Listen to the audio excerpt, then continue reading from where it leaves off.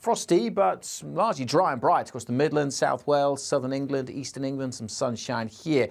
But the cloud and the rain will be toppling into northern England, North Wales, Northern Ireland, and a mixture of rain and some hill snow across Scotland during the morning. That rain will be heavy at times, and it stays windy in this zone as well, so not very pleasant. Across the far north, it may brighten up, but the snow showers will return. Further south, largely dry, but temperatures here could reach double figures. Feeling colder, though, with that wind. It stays windy on Saturday night, and the snow showers returning to parts of northern and western Scotland could cause further disruption. Warning in place here that lasts throughout Sunday. Further south, it will be rain that we see across England and Wales, continuing into Sunday morning and gradually petering out and pushing south. But a dull, damp start across much of southern England. Brighter skies maybe come the afternoon. But again, those snow showers building up across western Scotland. We could see a few centimetres even at low levels by the end of Sunday. Certainly a lot more than that over some of the higher routes. A cold feel across the north, double digits in the south, but everywhere that wind will make it feel colder.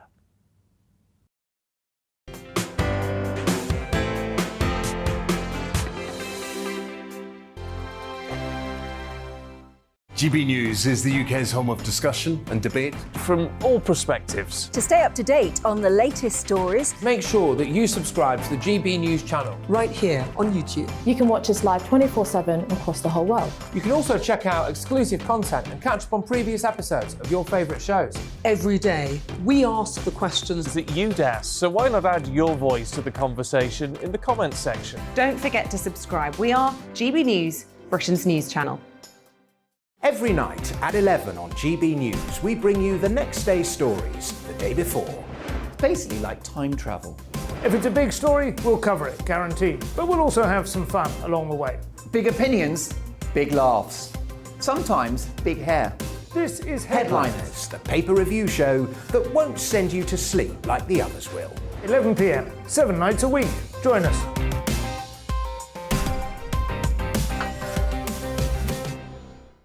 Hello there, I'm Eamon Holmes. And I'm Isabel Webster.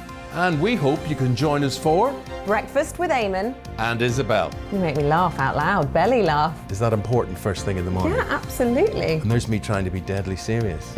News is a serious business. Yeah, I have to rein you in sometimes. Well, it doesn't stop us laughing at it. It doesn't stop us having an opinion on what's going on. Yeah. And it certainly will not stop us reflecting what you think. Weekdays from 6 to 9:30 on GB News. I'm Dan Wootton. Join me Monday to Thursday from 9 to 11 for the feistiest and most fun news debate on TV, where free speech reigns. I'll bring you a sharp take on the day's biggest stories, bombshell newsmaker interviews, and A-list guests. And I guarantee you, no spin, no bias, no censorship, and no reason to go to bed. That's Dan Wootton Tonight, Monday to Thursdays from 9 on GB News.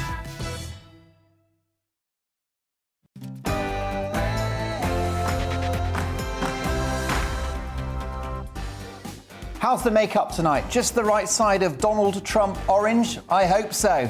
I've got that Friday feeling. Have you? Let's have a big old debate tonight and a bit of fun along the way. I can promise you 3 hours of big opinions and big entertainment. In the big question, with 5% of burglaries solved by cops, is crime out of control? I'll speak to the ex-head of Royal Protection, Di Davies, and former Tory MP and criminal barrister Jerry Hayes. One of the biggest music stars of the 90s, the singer from the multi-million selling boy band Five, Richie Neville, is live in the studio as my Mark Meets guest. And he's sticking around for the panel later. You'll actually get to hear what a pop star actually thinks. Plus, another great British game show, a comedic take on tomorrow's papers after 11 with headliners, and my all-star panel tonight, money guru Jasmine Birtles, Olympic legend and inspirational speaker Chris Akabusi, and political commentator Alice Grant. We are bringing our A game tonight, folks. You won't want to miss a second. My big opinion is after the headlines, and it's all about Nicola Sturgeon. First up, here's Polly.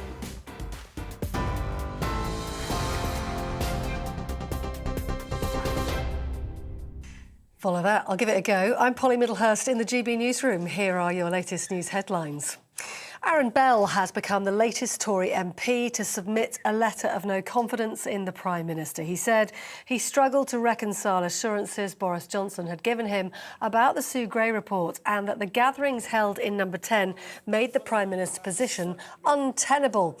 It's reported up to 17 MPs have now submitted letters, but 54 are needed to trigger a vote of no confidence. Meanwhile, Downing Street says the departure of the Prime Minister's Chief of Staff, Principal Private Secretary and Director of Communications had been agreed previously. Boris Johnson reportedly told Downing Street staff that change is good. It comes after reports a fifth advisor, Elena Narazansky, resigned just hours after the other three handed in their notices. Policy Chief Munira Mirza also resigned yesterday. She cited Mr Johnson's refusal to withdraw his claim that Sir Keir Starmer had failed to properly prosecute Jimmy Savile when he was Director of Public Prosecutions.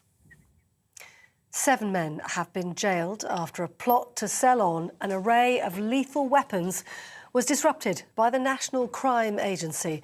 Our Home and Security editor Mark White has this report. This is the moment the law finally caught up with Umair Zaire, a Manchester drugs dealer who bought deadly firearms to enforce his criminal trade. Also arrested by the National Crime Agency, another member of the gang, Bilal Khan. Protesting his innocence, but this is Bilal Khan just days earlier, his head deliberately obscured, posing with an AK-47 he'd just bought. Zaire clutched the same weapon, showing off in another picture. As well as AK-47 assault rifles, Scorpion and Uzi machine guns, handguns and ammunition were all up for sale on an encrypted online site used by criminals across the globe. Robert Brazendale, who helped supply the weapons, was arrested after he fled to Malaga in Spain. In total, 7 organised criminals, including drug dealers and gun runners, have now been sentenced to a combined 81 years in jail.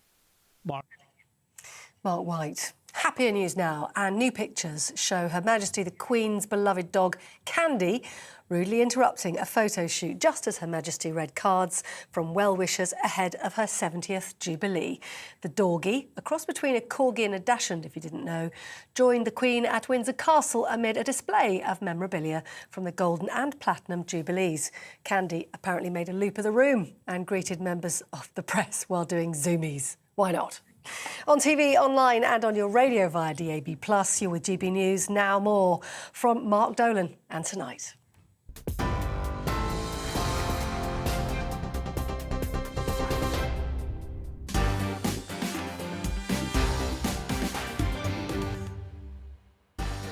My thanks to the brilliant Polly Middlehurst, who returns at 10. It's Friday, the 4th of February, and you are watching Mark Dolan Tonight on GB News. We've got an absolute beast of a show for you this evening. My all-star panel reacting to the big stories of the day include financial journalist and founder of the consumer website moneymagpie.com, Jasmine Birtles, British Olympic legend, national treasure and TV host Chris Akabusi, and writer, broadcaster and commentator Alice Grant. Now, in the big question, with 95% of burglaries going unsolved, as revealed earlier this week, is crime out of control, and have burglaries effectively been decriminalised? Well, we'll answer that question in the company of the former head of Royal Protection, top ex-cop Di Davies. Plus, we'll speak to criminal barrister and ex-Tory MP Jerry Hayes. So excited about my Mark Meets guest tonight. He was one of the biggest boy bands of the 90s. He was one of the front men. They sold 20 million records. Richie Neville from the boy band Five joins me at 10 o'clock, and he'll stick around to be a panellist later in the show. He's got quite the story to tell, let me tell you. Plus another great British game show, and 2 top comedians join me after 11 to look at tomorrow's papers in headliners, Leo Kearse and Nick Dixon this evening. Now, you can email me throughout the show, mark@gbnews.uk. You know I love hearing from you. It's the best bit of my programme, and I take all emails, the good, the bad and the ugly. So tonight I've got three things for you. Big stories, big guests and big opinions. You won't want to miss a second. It's Friday night, so uncork the Chardonnay or fire up the kettle, tear open the ginger nuts and let's get to work.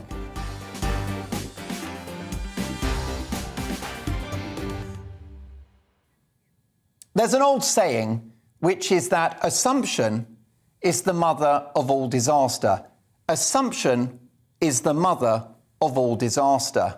And the massive assumptions being made by Nicola Sturgeon and the SNP at the moment will lead to just that for the great nation of Scotland. The Scottish First Minister yesterday proudly announced that UK pensions would continue to be paid in full by British taxpayers in the event of Scotland leaving the Union. And of course, if they leave, people are calling that Skegsit. So UK taxpayers will continue to pay Scottish pensions. That's what she said. She said that Scots who have made state pension contributions to the Treasury would still receive those payments. And her official spokesman went further and claimed that the UK government would be expected to contribute to the pensions, except that they were referencing comments made in 2014 by the then Pensions Minister, Steve Webb, comments which are more out of date than a Bobby Davro stand-up routine. Mr. Webb quickly clarified his remarks, saying that it was for the independent Scottish government to pay its own state pensions. Mrs. Sturgeon has obviously been too busy for the last 8 years to notice that correction. But why let the facts get in the way of a good headline?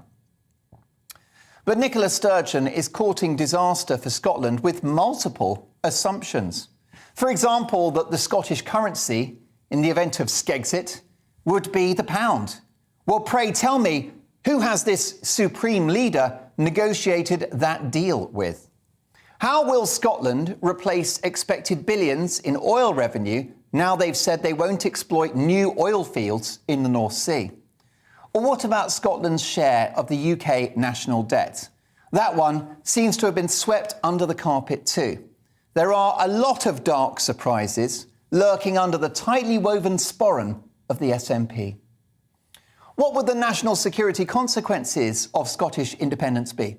We've heard very little from the First Minister on that one, other than a determination to get rid of nuclear weapons, which, notwithstanding the natural courage of the Scottish people and its rich pedigree in combat, is hardly going to make Scotland safer.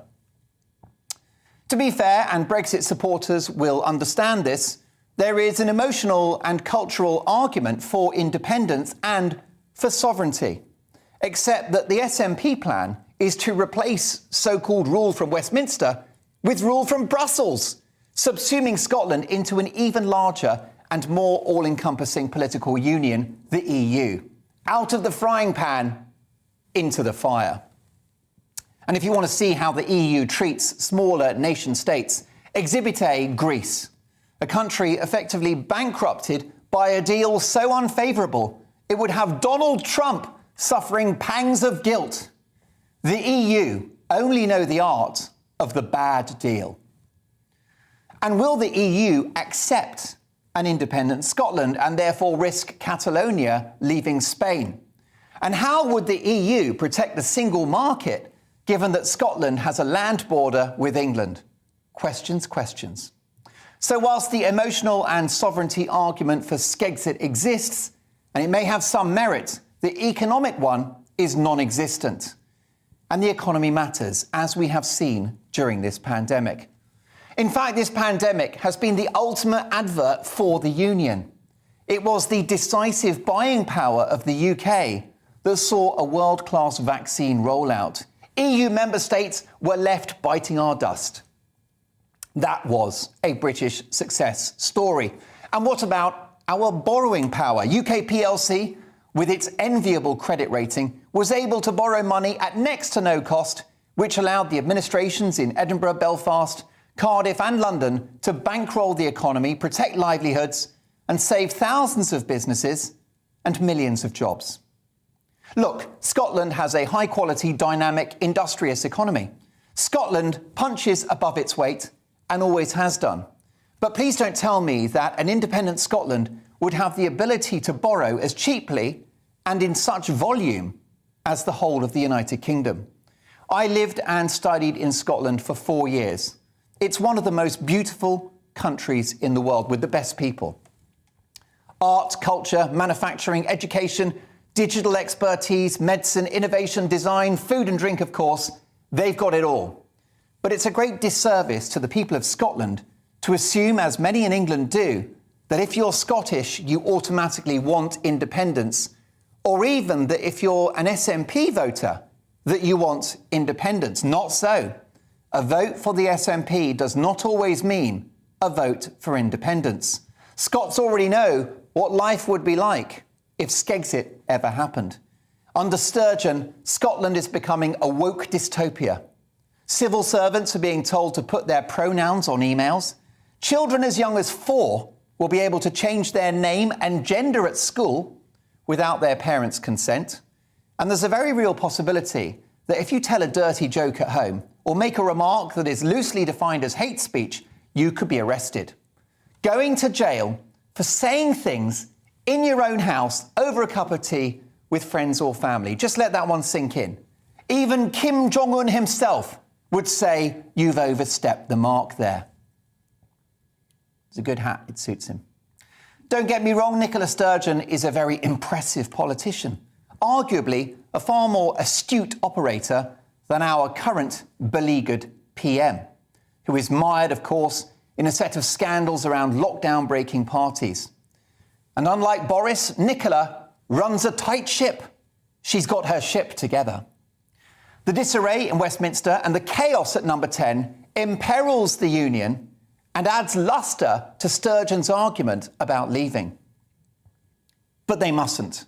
In my view, things are going from mad to bad to worse in Scotland. Don't forget they've had more prolonged COVID restrictions, bankrolled by the UK government, of course, with no better COVID outcomes. All of the consequences of restrictions with none of the advantages.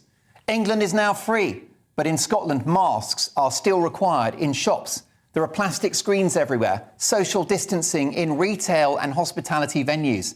Customer flow is still being regulated. They've got divisive vaccine passports. And kids in Scotland are still stuck with those filthy rags all day long in the classroom. And how about this for the definition of madness? The latest act of lunacy is a plan to quite literally chop the bottoms off doors in Scotland's schools to aid ventilation. That's right, they're going to chop the bottoms off doors in Scotland. What a waste of trees. They are barking mad. What a bunch of planks. Who knew that the answer to Scotland's COVID spread would come in the form of Nick Knowles and the cast of DIY SOS with his big saw? Now, the good people of Scotland need an SOS out of this madness. They need an escape, but it's not Skexit. First of all, when is this obsession with stopping the virus going to end? Especially Omicron, which we know is milder than a night out with Sir Cliff Richard. Why in particular is there this obsession with keeping COVID away from kids? With teachers vaccinated and kids themselves at such famously low risk, chopping up school doors and other measures just doesn't make any sense. Even fire brigades in Scotland have said that this will be dangerous as it's against fire regulations. But why let the facts get in the way of a good headline? It's for your health, folks. We're following the science. We will all obey in the People's Republic of Nicola. I actually think there's an argument to grant Scotland an independence referendum at the earliest opportunity. Lance the boil, I say. Just as Vladimir Putin has his troops stationed on the border of Ukraine, it's the politically cunning Nicola Sturgeon whose threats to take Scotland out of the Union are the source of her power. Grant her a referendum, Scotland stays, and it's game over. I know that's a risky strategy, but in the end, I'm not afraid.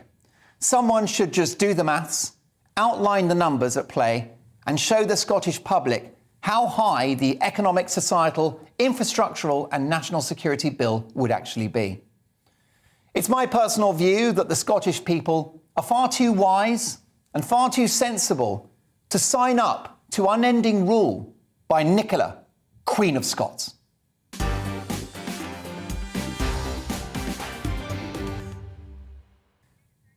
Reacting to the big stories of the day is my amazing panel tonight. The founder of Money Magpie, which is a fantastic consumer finance website, Jasmine Birtles. Former Olympic athlete, a British sporting hero, broadcaster and inspirational speaker, Chris Akabusi. And political commentator, Alice Grant. Alice, can I start with you? Do you think we should grant the Scots a snap referendum? Well, the Scottish people had a referendum in 2014 and then they made their voices clear. But I think Nicola Sturgeon, with all this hysteria and propaganda about Scotland leaving, is really just a distraction to subvert the Scottish people's attention from her awful leadership.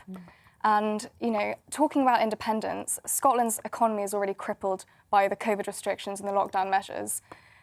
An inconceivably large change is leaving this union, this 300-year-old union, would cause untold damage to the Scottish economy and would really affect the Scottish people in their day-to-day lives. I think the Scottish people deserve better than Nicola Sturgeon's lies and her incessant hatred, really, for England. And I'm sure that they're sensible enough not to vote, would never vote to leave. Yes, yeah. Chris Akabusi, have you spent time in Scotland? Oh, definitely so. I've got many good friends in Scotland. I won't try my Scottish accent because it sounds very much like my Newcastle accent. All four can't do it.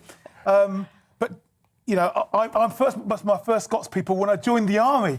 And I have to admit, when I joined the army at 16.5, I thought that England and United Kingdom were synonymous. I wasn't actually aware, so apologies, that Scotland was an independent country as such.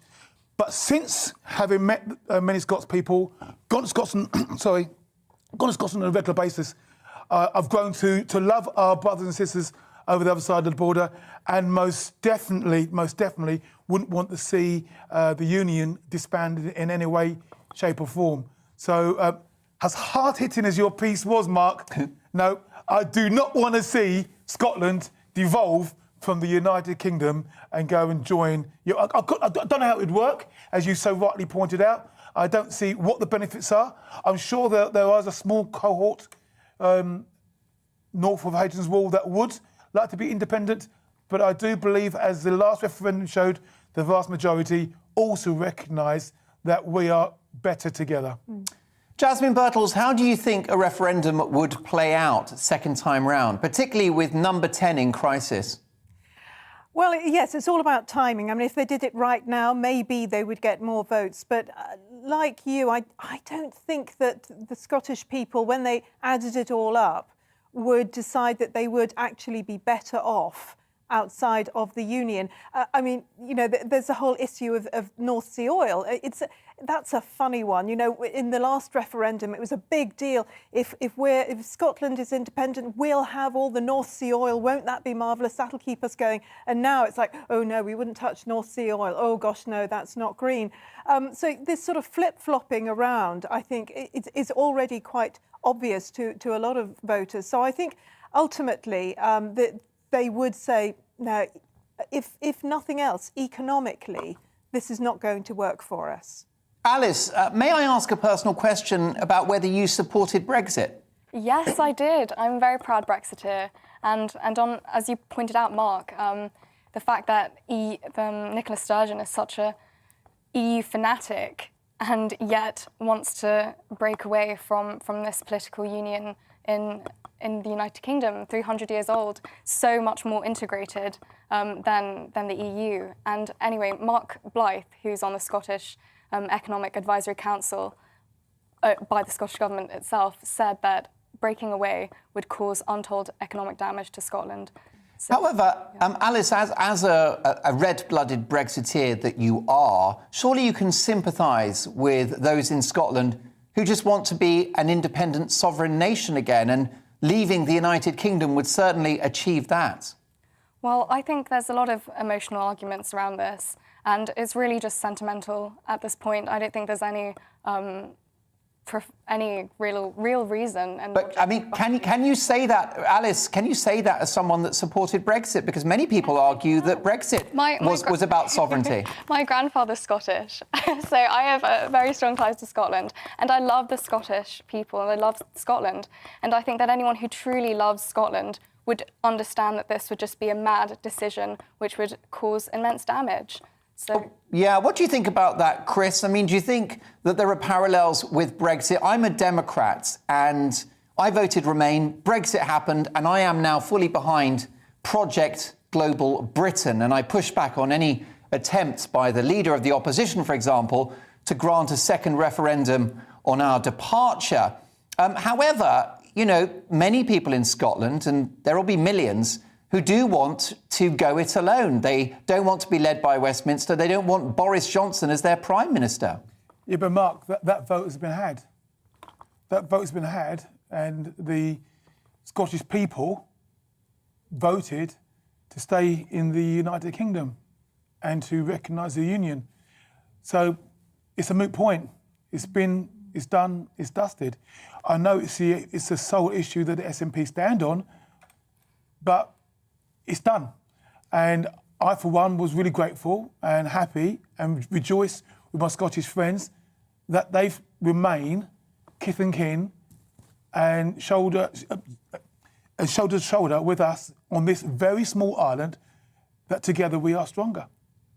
And briefly on this, Jasmine, many Scots, certainly the SNP, would argue that something significant has changed since that last referendum, and it was our departure from the European Union. The Scots would argue they were taken out of Europe against their will. Mm-hmm.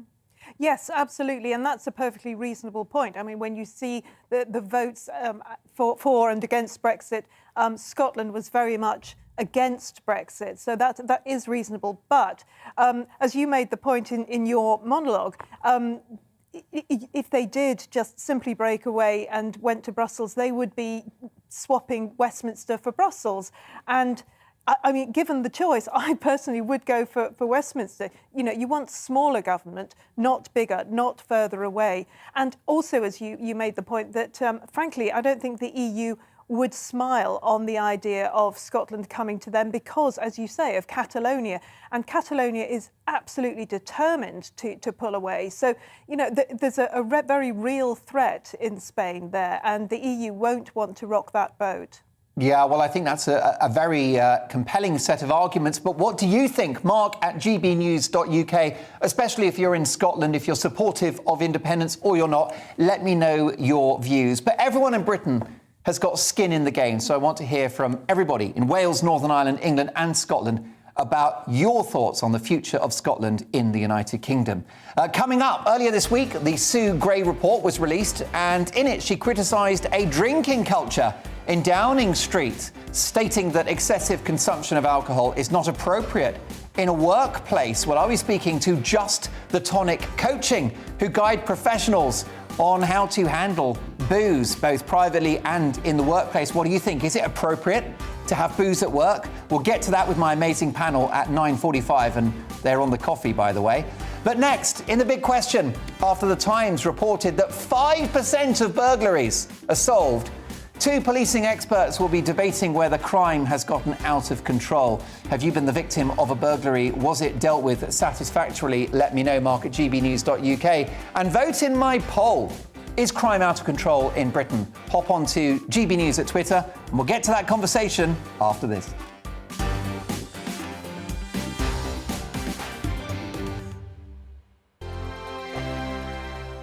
GB News is the UK's home of discussion and debate from all perspectives. To stay up to date on the latest stories, make sure that you subscribe to the GB News channel right here on YouTube. You can watch us live 24/7 across the whole world. You can also check out exclusive content and catch up on previous episodes of your favourite shows. Every day, we ask the questions that you'd ask, so why not add your voice to the conversation in the comments section? Don't forget to subscribe. We are GB News, Britain's news channel. Every night at 11 on GB News, we bring you the next day's stories the day before. It's basically like time travel. If it's a big story, we'll cover it, guaranteed. But we'll also have some fun along the way. Big opinions, big laughs. Sometimes big hair. This is Headliners, the paper review show that won't send you to sleep like the others will. 11 p.m, 7 nights a week. Join us.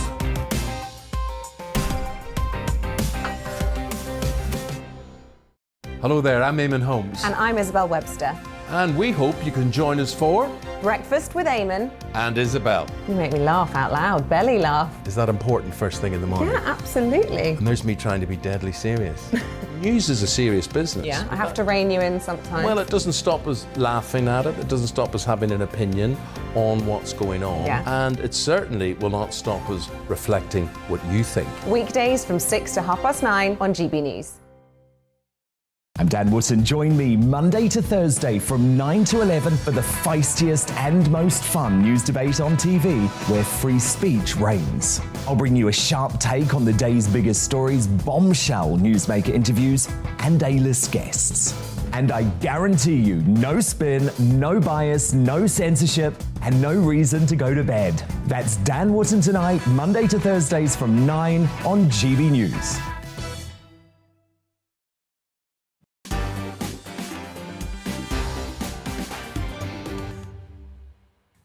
So many reactions coming into my big opinion monologue, which is now online. You can re-watch it at GB News on Twitter.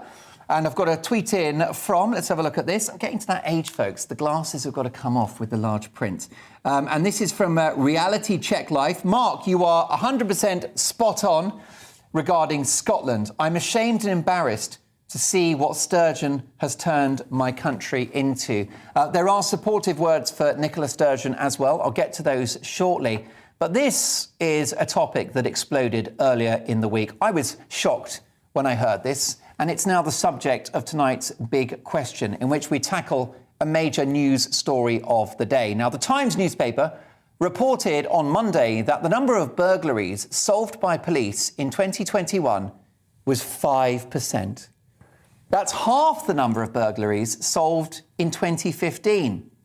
From April 2020 to April 2021, there were 268,000 burglaries, of which 14,000 were actually solved, leaving, wait for it, 250,000 dropped due to so-called evidential difficulties. Well, do me a favour.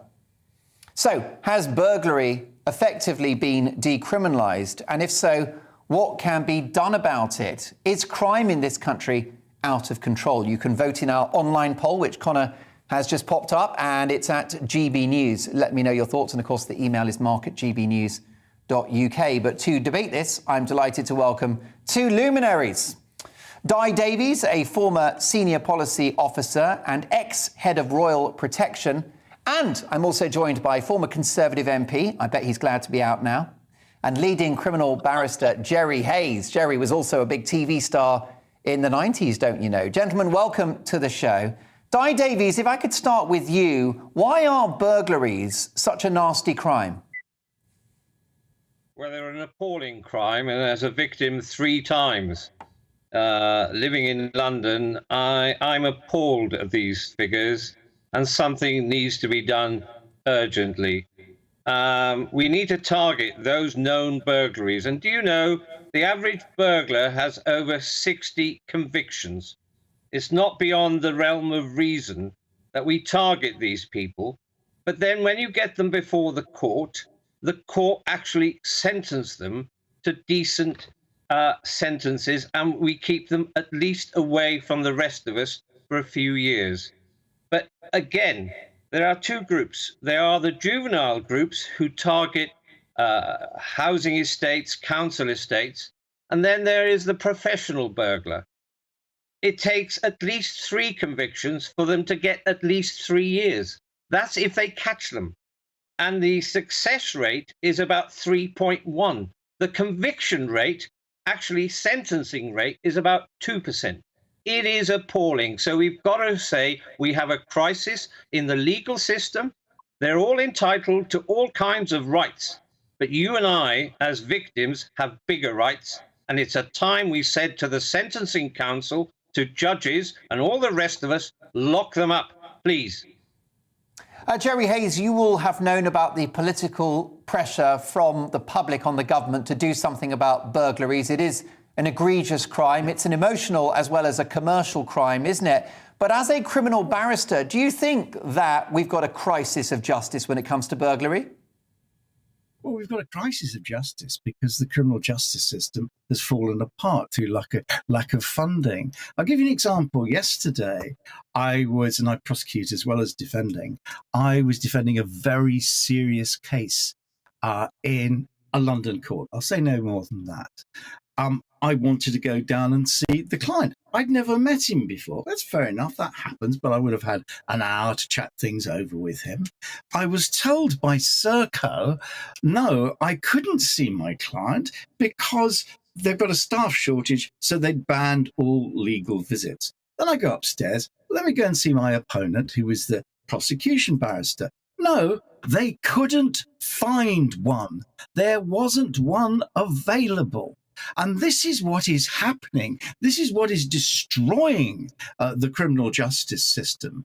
Everyone's moving out. There's not enough judges. There's not enough courts. There's not enough barristers. That is the first problem. What Di was saying, with respect, Di, it's not true about not locking them up. You do lock them up.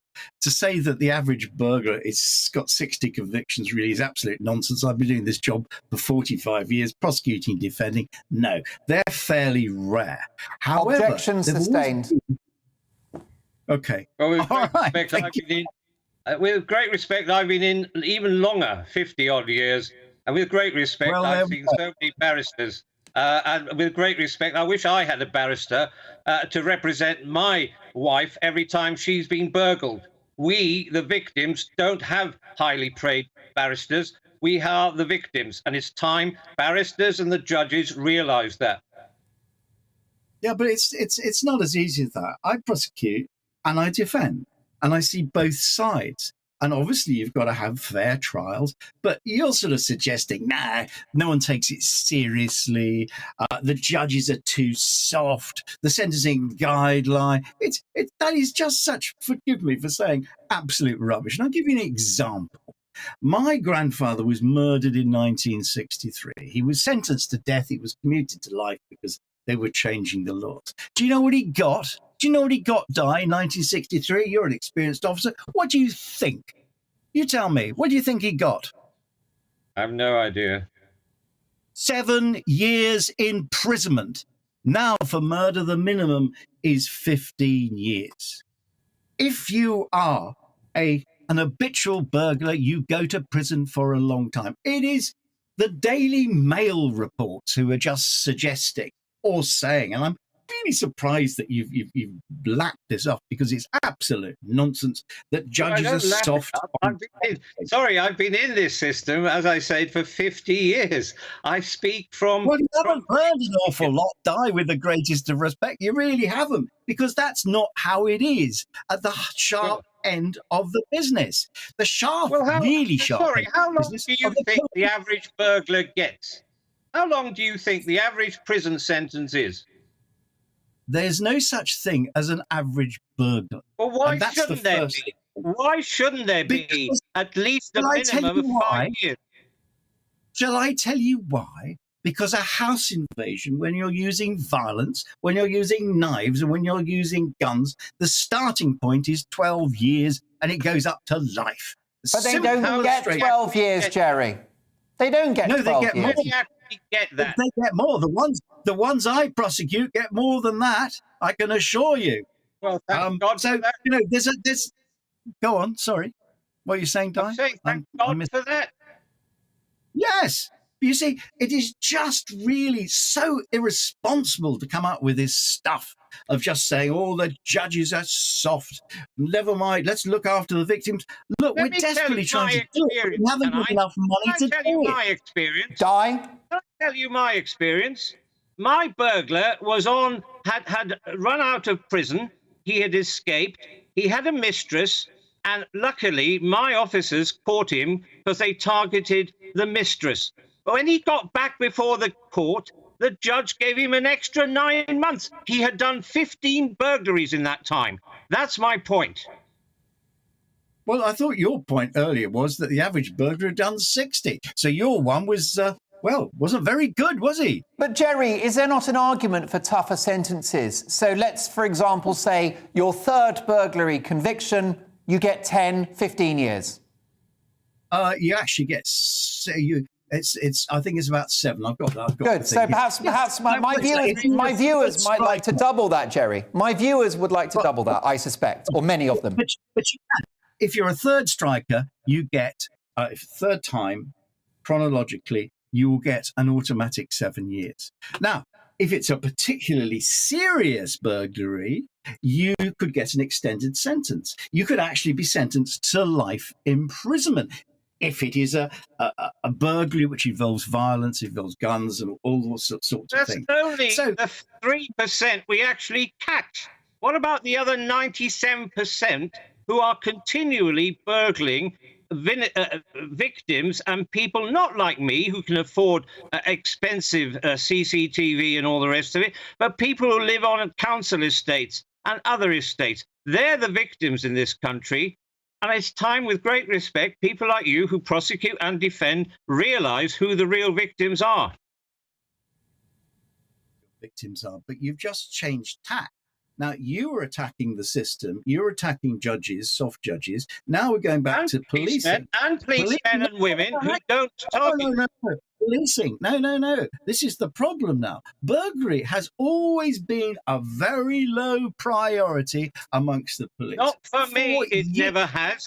I'm not talking about you, Guy. I'm talking about the police in general. And you can speak. In fact, Mark, just ask people who've been burgled how often the police actually roll up and investigate. You'll find very often they don't do it. We say we're too busy. It's not a priority.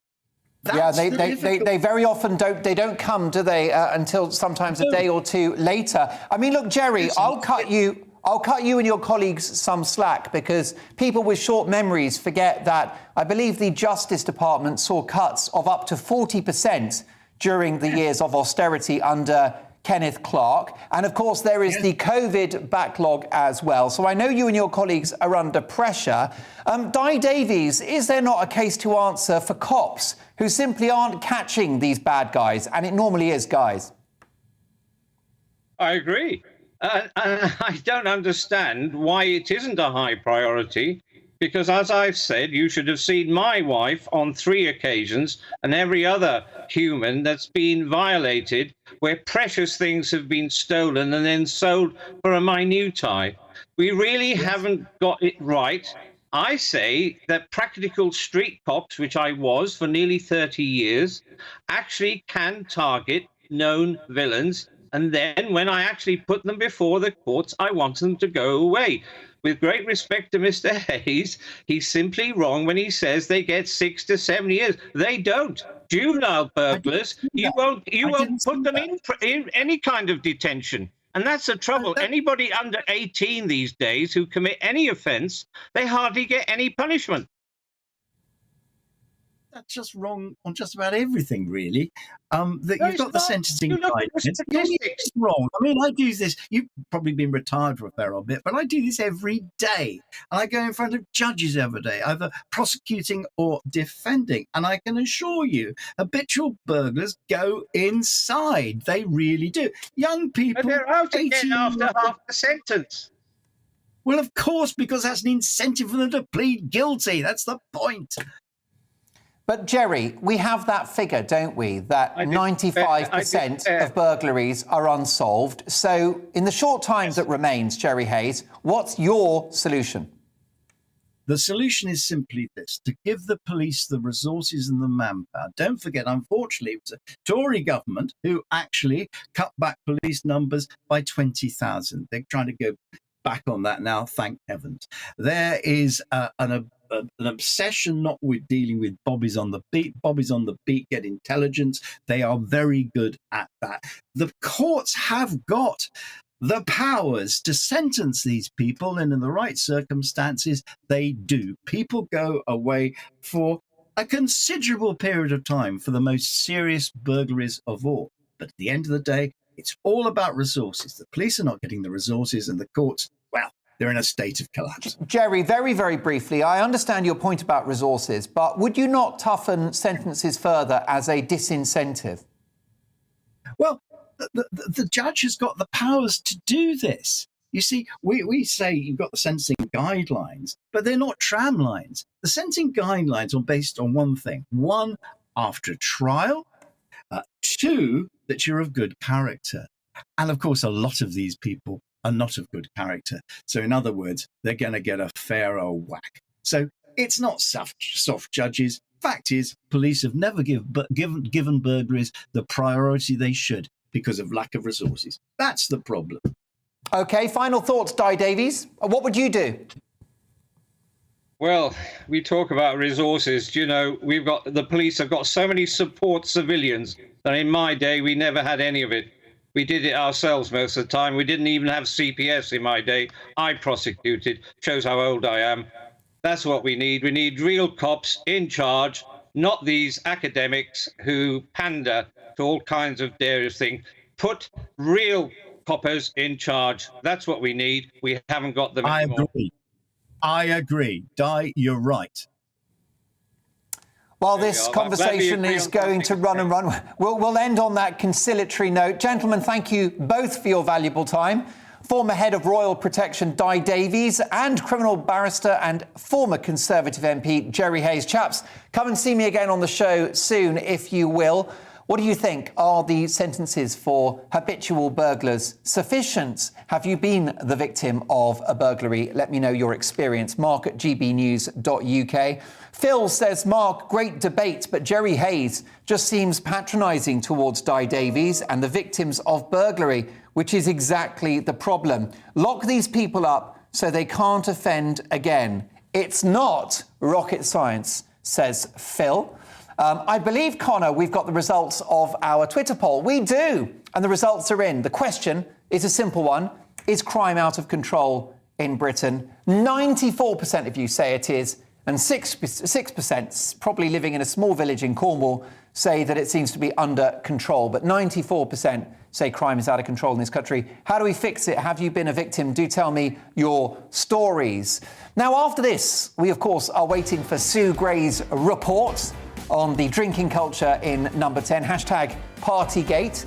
We're going to speak to a mindful drinking coach about whether or not we should be boozing in the workplace. Do you have a tipple at work? Mark at gbnews.uk. I'll discuss that with my amazing panel of Alice Grant, Chris Akabusi and Jasmine Birtles. And don't forget, at 10 o'clock, proper showbiz glitter in the studio. That's right, my Mark Meets guest is the legendary Five band member Richie Neville, one of the best-selling bands of the 90s. He's live in the studio. Get your questions in, Mark at gbnews.uk. So much to get through. See you after this.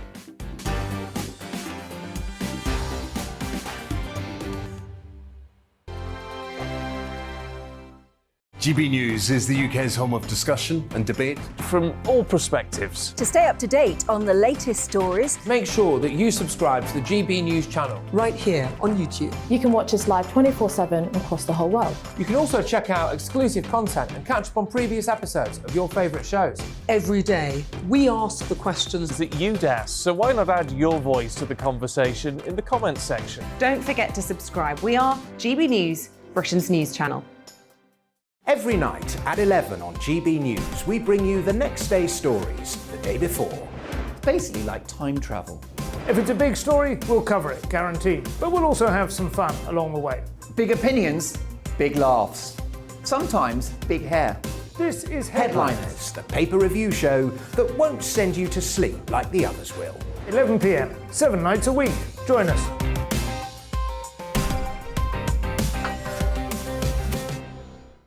Hello there, I'm Eamon Holmes. And I'm Isabel Webster. And we hope you can join us for Breakfast with Eamon and Isabel. You make me laugh out loud, belly laugh. Is that important first thing in the morning? Yeah, absolutely. And there's me trying to be deadly serious. News is a serious business. Yeah, I have to rein you in sometimes. Well, it doesn't stop us laughing at it. It doesn't stop us having an opinion on what's going on. Yeah. And it certainly will not stop us reflecting what you think. Weekdays from 6 to 9:30 on GB News.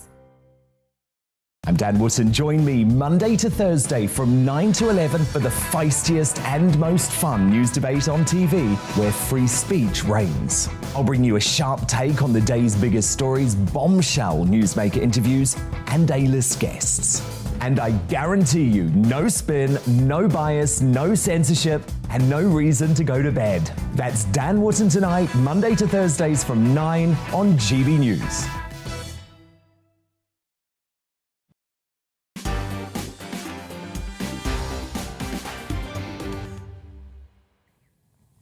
Well, we love a good debate on this show. We love it when people don't agree. I want Mark Dolan tonight, and of course GB News, to be a rare platform where we can expose ourselves to different opinions. And by goodness, we saw that in our debate around burglaries in the UK. Just 5% was solved in 2020. That's quite a shocking statistic. Well, big reaction from your good selves. Strong language here, but I don't think inappropriate, from an anonymous emailer who says, "Dear Mark, burglary is like having your life raped. It's not a minor crime, and those that do it, well, if the police and judiciary won't punish them appropriately, eventually communities will." And of course, that's something we don't want. We live, don't we, in a civilized society. You don't want vigilante action, but of course, you could argue that will happen if this issue continues to be ignored. Harry says, "Mark, it's shameful that just 5.4% of burglaries are solved by cops, causing distress and worry to so many victims. With almost 21,000 police officers cut since 2010, the police need to receive further resources, investment and manpower to tackle crime."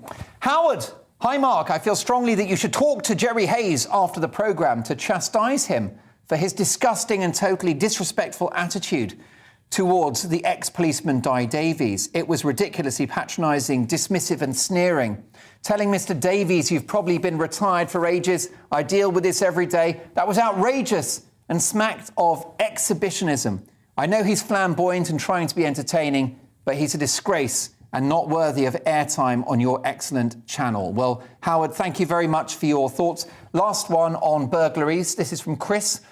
"Dear Mark, my son had his motorbike stolen." Well, Chris, I've been there and got several T-shirts. "The thief gave my son a message via one of his friends. If you give us 500 quid, you can have your bike back. I reported this to the police, including the thief and messenger's name. They said they didn't have the resources to deal with it. So even with the names of the thieves, they couldn't be bothered. So the bulk of the work was done for them." Chris, I'm so sorry to hear what your son has been through. Well, let's crack on now. With the government still mired in the Partygate scandal, as the nation awaits the full detail of the Sue Gray report and a Met Police investigation, it raises the question about whether alcohol is ever appropriate in the workplace. Do you drink at work? Joining me now, alongside my panel to discuss this, is Sandra Parker from Just the Tonic Coaching, who guide professionals and high-achieving clients to change their approach to and relationship with alcohol. They advocate something called mindful drinking, not something I'm familiar with. Hi, Sandra. Hi there. Great to have you on the show. Sandra, do you think that it's appropriate to have alcohol in the workplace? Well, the way that I would look at it is this, Mark, like there's a reason why you're not allowed to drive after you've been drinking, right? It impairs your decision making. And if you think that, you know, the people that are the heart of government making decisions for our country, whenever you have a drink, it lowers your ability to make rational decisions. So I can't envisage any circumstances where that kind of job can be done well after you've had a drink. Let's bring my panel in, if I may, Sandra. Chris Akabusi, Alice Grant and Jasmine Birtles. Jasmine, what are your thoughts about booze in the workplace? There are offices that have beers in the fridge and wine in a cupboard. Is that right? Well, it's up to them. I'm a lifetime teetotaler, so I have maybe a bit of a different view of alcohol. You know, I have no interest in it myself. I think life is better without it, but other people like it. And for some people, it makes them feel better. It enables them to, well, they think it enables them to relax. So in its place, that would make sense. But I think during the day, you're asking for trouble, in all honesty. Yeah, I mean, what do you think about that, Alice, the idea of evening drinks? You know, we've sort of put in a 12-hour day, a stressful situation, let's crack open a bottle of something. I mean, personally, I don't really see anything wrong with it. But I mean, I'm not at work yet. I'm still a university student, so I'm not quite so familiar with the workplace environment yet. But I don't think there's anything wrong with it. I mean, if you work hard... Does it not bother you, Alice, though, that you've got decision makers who are making life and death judgments that affect millions of people, might be doing so after a couple of glasses of Pinot Grigio? Well, I mean, the government's drinking scandal recently, I think, has been overblown in terms of proportion. But otherwise, I think drinking is very much part of the British culture, in fact. So I'm not going to point any fingers. Chris Akabusi, I've got no doubt that your body is a temple. My goodness. I was going through library footage of you in action at the Olympics earlier today. But what's your view on booze in the workplace? Yeah, look, that's very emotive language that you're using, but obviously, like everything else, it depends on the context. Last night I was at a business meeting. It was the evening. There was dinner supplied, and there was wine. It happens all over the country. You go to an evening meeting, you're going to be invited down. You're going to be given a glass of champagne if it's that sort of meeting, or beer if it's another type of meeting.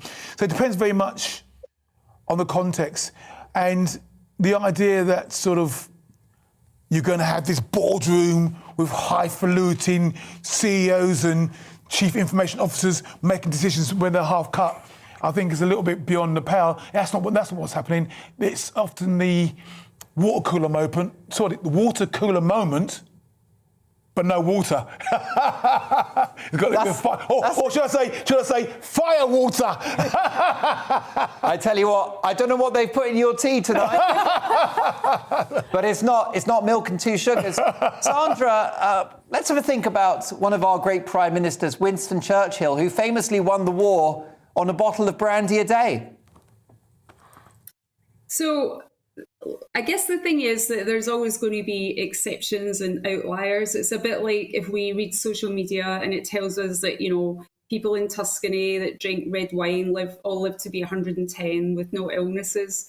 I understand the points that people are making. I guess from my own experience in the workplace and then also coaching other people, the challenge comes when we're encouraged to drink and people feel awkward saying that they don't want to have a drink. And the point about being handed a glass of champagne, I personally found that quite difficult when I stopped drinking, because you're made to feel quite awkward and to explain why you're not drinking. So I think that if we stopped assuming that everybody drank, that would be a great start.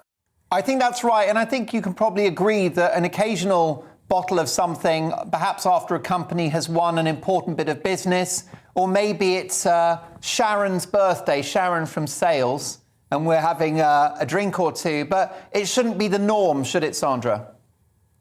No, I mean, I work with clients who are very nervous about telling their colleagues that they don't drink because of the stigma around it. And so if employers just thought about it a bit more and offered non-alcoholic drinks, and also a celebration doesn't have to involve alcohol, right? There's other things you can do to bond with your team. And if you want your team to turn up the next day and be productive, then it makes sense to encourage things that is not all revolving around alcohol. Couldn't agree with you more. Sandra, you guys do an amazing job. You've got a website. I'd urge my viewers to take a look at your work, Just the Tonic Coaching, whose founder is Sandra Parker. Sandra, thanks so much for your time. An interesting debate. Do you have a tipple at work? What do you think? Do you have a big cut-off? Is there a distinction between being a professional and then going to the pub afterwards? What are your rules? At 10 o'clock, I'll be sitting down with the legendary 5 boy band singer Richie Neville. So much to come. Drop me an email, mark@gbnews.uk.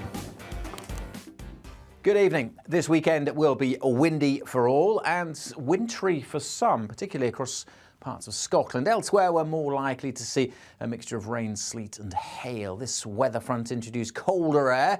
You'll have noticed that outside today. More weather fronts toppling in will reintroduce slightly milder air, but also bring some wet weather at times too. For most, though, it's going to be dry out there tonight. Still some wintry showers, though, in western Scotland. The snow building up here on some of the higher routes, and it could be quite icy also. Those showers fading for a time before that next set of weather fronts brings more wet weather into western Scotland by dawn. Elsewhere, largely dry, clear, enough of a wind to stop temperatures dropping too far. Still, it will be a little frosty in rural areas to start the weekend. Frosty, but largely dry and bright across the Midlands, South Wales, southern England, eastern England, some sunshine here. But the cloud and the rain will be toppling into northern England, North Wales, Northern Ireland, and a mixture of rain and some hill snow across Scotland during the morning. That rain will be heavy at times, and it stays windy in this zone as well, so not very pleasant. Across the far north, it may brighten up, but the snow showers will return. Further south, largely dry, but temperatures here could reach double figures. Feeling colder, though, with that wind. It stays windy on Saturday night, and the snow showers returning to parts of northern and western Scotland could cause further disruption.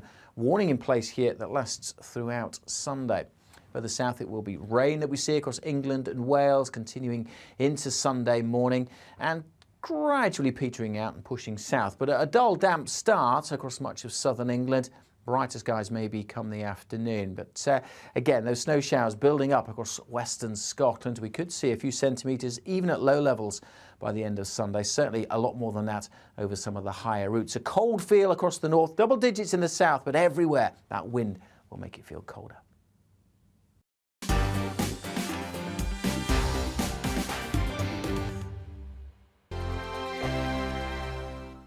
GB News is the UK's home of discussion and debate from all perspectives. To stay up to date on the latest stories, make sure that you subscribe to the GB News channel right here on YouTube. You can watch us live 24/7 across the whole world. You can also check out exclusive content and catch up on previous episodes of your favourite shows. Every day, we ask the questions that you'd ask, so why not add your voice to the conversation in the comments section? Don't forget to subscribe. We are GB News, Britain's news channel.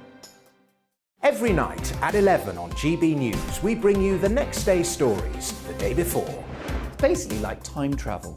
If it's a big story, we'll cover it, guaranteed. But we'll also have some fun along the way. Big opinions, big laughs. Sometimes big hair. This is Headliners, the paper review show that won't send you to sleep like the others will. 11 p.m, 7 nights a week. Join us.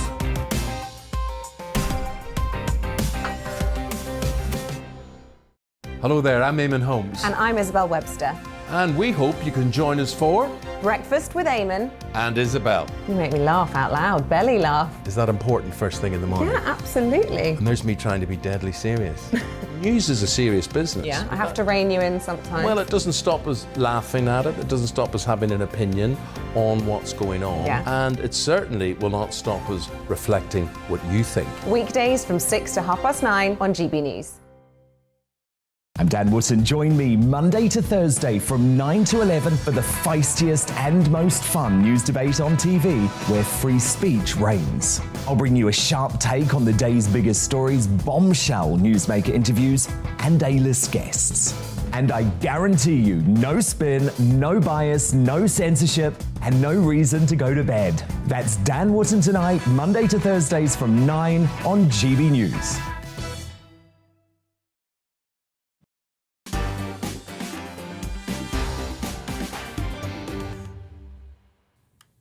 It's exactly 10 o'clock and I'm just chatting with Richie Neville. Of course, he was one of the singers in the boy band Five, who are back with a brand new single. They've sold 20 million records, one of the biggest bands of the 90s. So he'll tell his amazing story very, very shortly. Also, after Boris Johnson faced yet another letter of no confidence and a fifth member of his Downing Street team resigns, is Rishi Sunak an unstoppable political force? Is he positioning himself for a takeover? Would he make a good Prime Minister?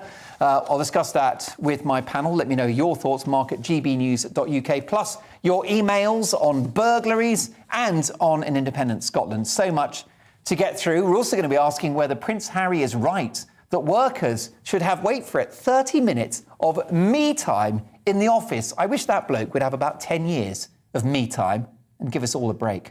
Lots to get through in the news agenda, plus another great British game show before the end of the programme, and headliners after 11.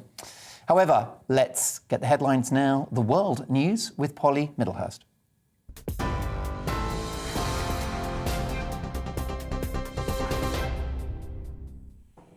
Thanks, Mark. Aaron Bell is the latest Tory MP to submit a letter of no confidence in the Prime Minister. He said he struggled to reconcile assurances Boris Johnson had given him about the Sue Gray report and that the gatherings held in number 10 Downing Street made the Prime Minister's position untenable.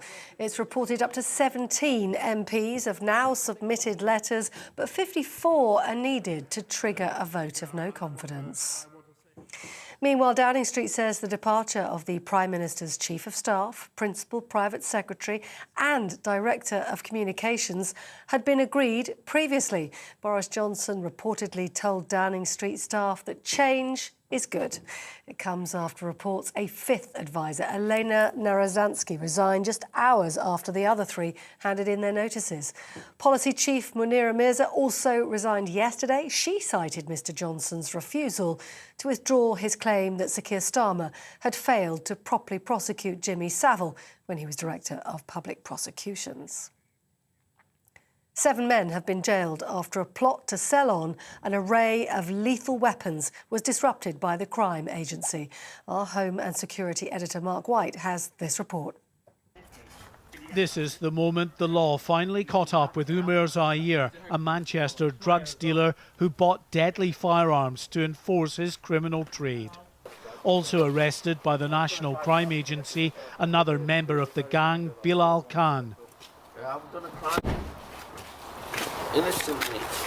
Protesting his innocence, but this is Bilal Khan just days earlier, his head deliberately obscured, posing with an AK-47 he'd just bought.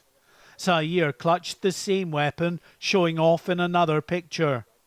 As well as AK-47 assault rifles, Scorpion and Uzi machine guns, handguns and ammunition were all up for sale on an encrypted online site used by criminals across the globe. Robert Brazendale, who helped supply the weapons, was arrested after he fled to Malaga in Spain. In total, 7 organised criminals, including drug dealers and gun runners, have now been sentenced to a combined 81 years in jail. Mark White, GB News. Well, in other happier news, new pictures show the Queen's beloved dog Candy rudely interrupting a photo shoot just as Her Majesty was reading cards from well-wishers ahead of her 70th Jubilee. Take a look at Dorgie. That's a cross between a Corgi and a Dachshund called Candy, joining the Queen at Windsor Castle amid a display of memorabilia from the Golden and Platinum Jubilees. Candy apparently made a lap of the room, a royal zoomie, and greeted members of the press, much to the delight of Her Majesty. On TV, online and on your radio via DAB+, you're with GB News. Now back to Mark Dolan and Tonight.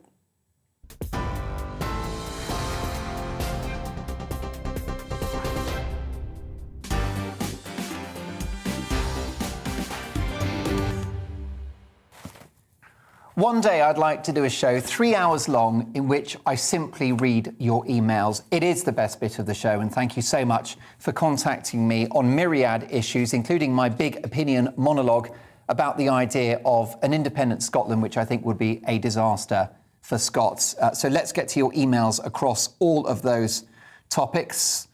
Let's have a look at this. Toby says, "Hi, Mark. I believe that the Scots should sit back and accept Brexit. Global Britain will help them, not just those of us in England," says Toby. How about this? And it's an interesting one. It's on booze at parties. Jackie says, "Hi, Mark. It will be interesting to see how many of those that resigned today from number 10 were at Christmas parties when Boris was at Chequers and they jumped before they were pushed." Jackie, I think that's an interesting thought. Also, on the subject of who the next leader might be, "Dear Mark, please, neither Rishi nor Liz Truss. For me, it has to be Rory Stewart. He is both intelligent and has integrity." We've also been talking about whether crime is out of control in this country, particularly burglaries. Is it now effectively decriminalised, with 5% of burglaries last year actually being solved? Well, let's have a look. This is Dawn who's emailed, "Thanks for reading my previous email, Mark. My name is Dawn. I don't need to be anonymous. Your home is supposed to be your place of safety. So when a stranger breaks in, rifles through your belongings and memories and decides what is valuable to them and takes what they want, well, what would you call it?" Absolutely, Dawn. Brilliant. Thank you so much for coming back. Adrian says, "Hi, Mark. So many crimes aren't even logged when they're reported. So what chance have you got?" And on Booze at Work, Elwood, what a lovely name that is. Elwood says, "Dear Mark, if you drive an HGV, you cannot drink alcohol. You have rules. If you are Eton educated and an arrogant party boy, the rules do not apply to you. Ergo, you can please yourself. You lead by example." Powerful and unforgiving words there from Elwood. How about Alan, who says, "Dear Mark, the bus is leaving in 5 minutes. If we can get the driver out of his lunch break in the pub." What world do some people live in? Brilliant email. Alan, thank you so much for that. Keep them coming. And the last word on an Independent Scotland for now.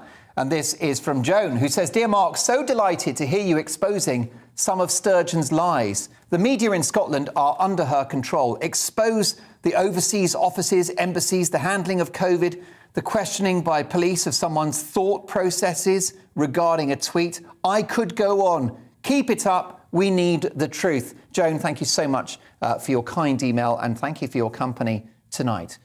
It's time now for Mark Meets, in which I speak to the biggest names in the world of showbiz, politics, sport and beyond. Very excited tonight because we very often speak to people who have a big story to tell. Well, this star has both. He's got a big story and an amazing career. Richie Neville is good at a lot of things. He's been a restaurateur, he's a reality TV star, and he was part of one of the biggest boy bands of the 90s, Five.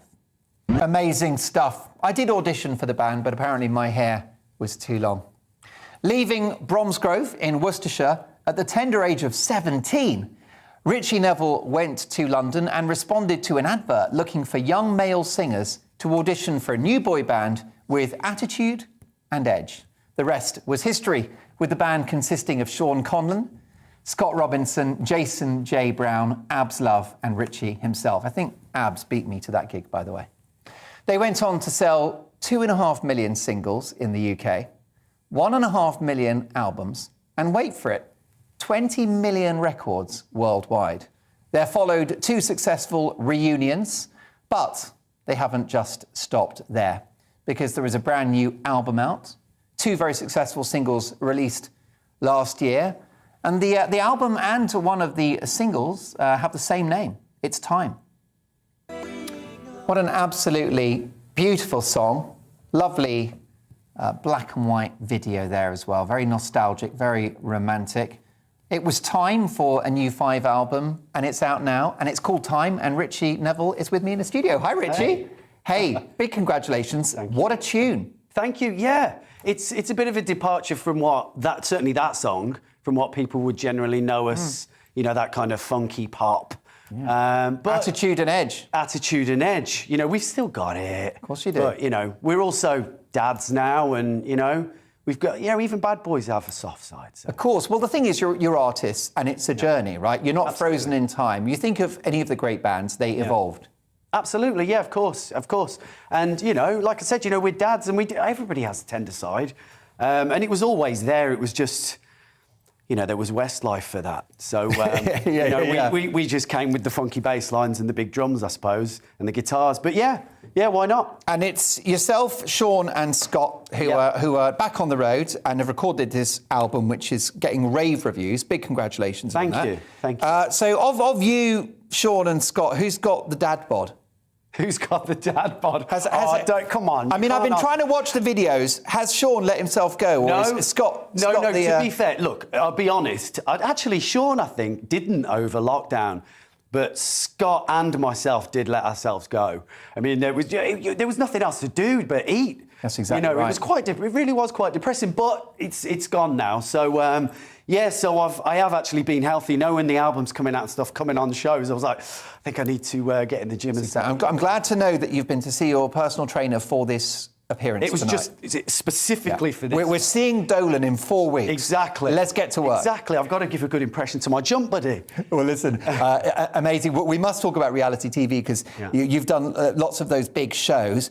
Your amazing music career, it started many, many years ago. So you were 17. What were we talking, sort of 96? 97. 97. Yeah. OK, so you're 17. What kind of kid are you at 17? I was definitely had a rebellious streak, for sure. But then also, at the time, I thought I was, as you do when you're 17, I thought, yeah, I know it all. I wish I'd have done everything then when I knew it all. You know, one of those. Yeah. But then when I look back at footage now as a grown man, I look and I think, that's so young to you know, I was literally a kid. I can see the child. You were a great-looking 17 or 18-year-old, but yeah, you were young. You were obviously, because you were the kind of the cute boy in the band, I think it's fair to say. Yeah, that character. You were the McCartney. If you like. Will you take that? We'll take McCartney. No, you know, it's like they, you know, the blue-eyed boy and all. But that's another thing, you know, when you get that, but you have that rebellious streak, it starts this internal little, well, I've got to rebel against that, so it makes you worse. Yeah, of course it does. It feeds the monster. But I think it was John Lennon that used to say to McCartney, you get out of the car first, McCartney, you're the pretty one. Yeah, do you know what? I used to love Lennon. I still love Lennon, but Lennon was absolutely my favourite. And I watched that Get Back documentary. Yeah, and have you seen it? Yeah, because brilliant. Paul McCartney is the engine. He's just unbelievable. I could, you know, seeing those songs being written. But anyway. Well, yeah, it is very inspiring, that documentary. Who were the kind of driving creative forces within your band? All of us, really, we all had very much different characters and different musical tastes. And I think that came out very much in our style. You know, that's why we had your Everybody Get Ups to your ballads, to your funky tracks, to your dance and all of that, because we didn't want to be a run-of-the-mill paper. I was doing a school play and actually I wanted to be an actor. And I saw this piece and it said, do you want to be a Spice Boy? And it was the creators of the Spice That could be Girls. misconstrued, by the way. I've answered those adverts in the past and had evenings I can't remember. Right, OK, fair enough. Never opt to be a Spice Boy, let me tell you. but that would have caught your eye because you had a performing bent and you thought, hey, it's an outlet. No, I thought it was awful. Genuinely. Oh, really? I saw it and I said, oh, come on, you've got to be kidding me. Spice Girls were a phenomenon. Yeah. I was like a grunger. I liked Nirvana and I liked dance music. And I said, oh, this is awful. And I went past it because it actually annoyed me that much. And then I kept going back and the cogs started going, well, they probably won't call it the Spice Boys. What is this? Oh, a band with edge, a pop band. And I went down. I was 16, I think, at the time. And I showed Mum. I said, Mum, what do you think of that? And she said, I did see that and I did think of you. Do you want to go down? And yeah, I went down and it was a mad media circus, crazy. Yeah, and there would have been hundreds of lads there. 3,000. 3,000. Yeah. What are your emotions when you get that gig and you've beaten 3,000 other hopefuls, many of them talented singers and dancers, and you get the gig? I mean, it's a big compliment, I suppose. You know, at that age, you go, oh, wow. I mean, it was like winning the lottery. That's what it felt like. Literally winning the lottery. And just... what is my life going to become? Where's this going? How did you get the news? Was it announced at an event or did you get a letter? It was Simon Cowell's baby, along with the people who... By the way, whatever happened to him? I don't know. He's gone quiet, hasn't he? Just a bit. But I think he's done all right. I don't think he needs to worry. I reckon he'll be back on the phone, borrow a few quid off you. Yeah. I made you a star. Yeah. Lend us a shilling. So he obviously, I mean, we know what a great impresario he is. He's got a great eye for talent. Yeah. He spotted you. Do you remember the audition? Yeah, very much so. And yeah. were you primed for it? Do you think you smashed it? Did it feel like this is it? I've nailed this?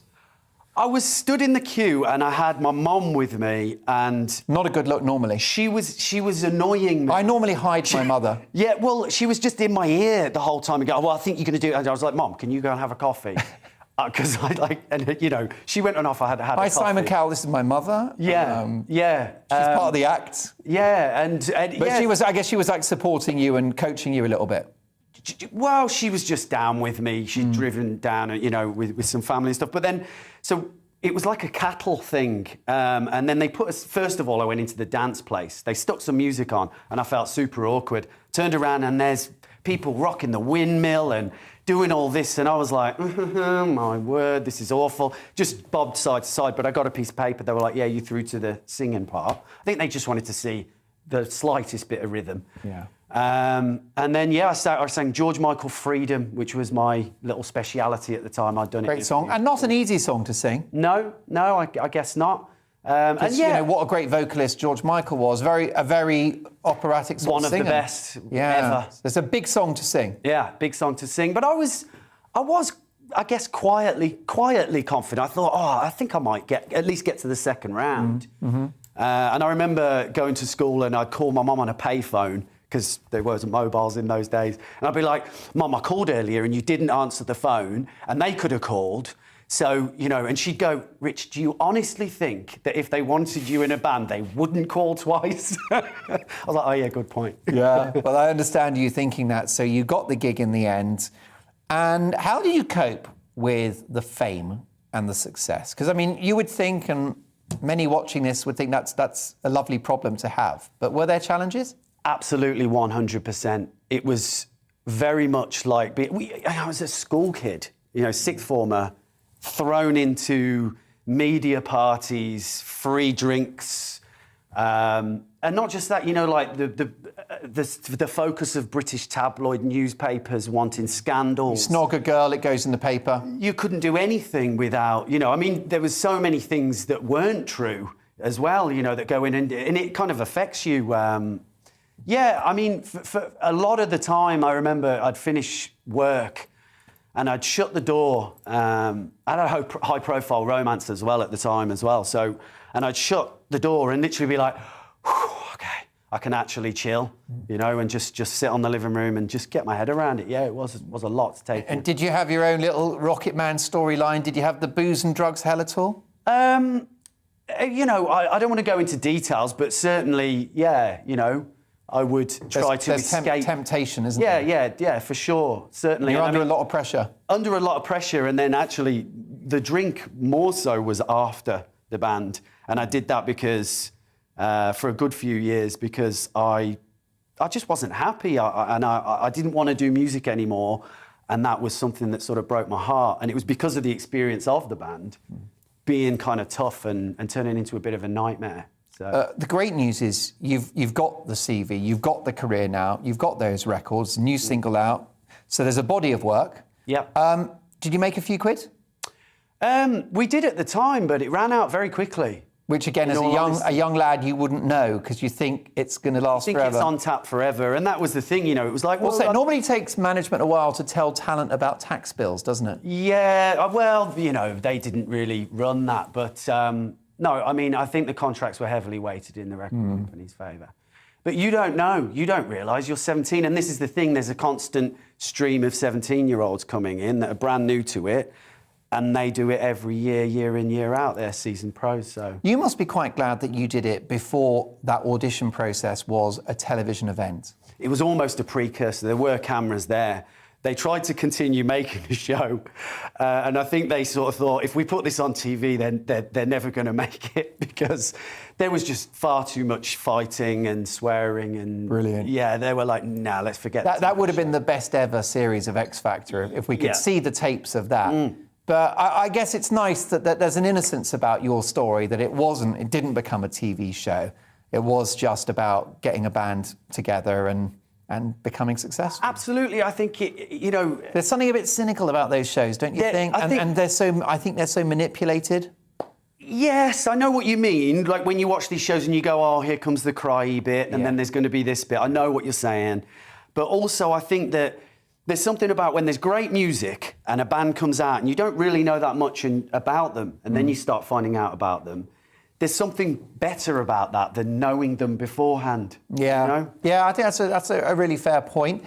You obviously now, it's the three of you, Sean and Scott. Are you on decent terms with the others? You know, it's not easy for 5 creative people to be best friends forever. And no. I know you had your ups and downs. Yeah, we had our ups and downs. And like, in terms of, we wish them absolutely well. Oh dear, that's the kiss of death. No, 100%, but we're not in touch. Yeah. Yeah. So it's civil, and you'll always have the years together that you had. Absolutely, yeah. Yeah. I mean, can you conceive of a time when you would get the original lineup back together? I can't imagine that would ever happen, to be honest. I think you've probably got more chance of, I don't know. No, I can't see it happening. You know what it is? Sean and Scott are the only ones that haven't got the dad bod, you see. Maybe that's it. It's all about the dad bod. Maybe. It's all about who had the worst lockdown. Yeah, exactly. And what's amazing is that lockdown, it was an opportunity, wasn't it, to create this new album. So you made something positive out of it. Yeah, absolutely. And it was a case of, prior to this, obviously, like you said, we're in a band called Five. Moral of the story is, don't call your band after the number of members in it.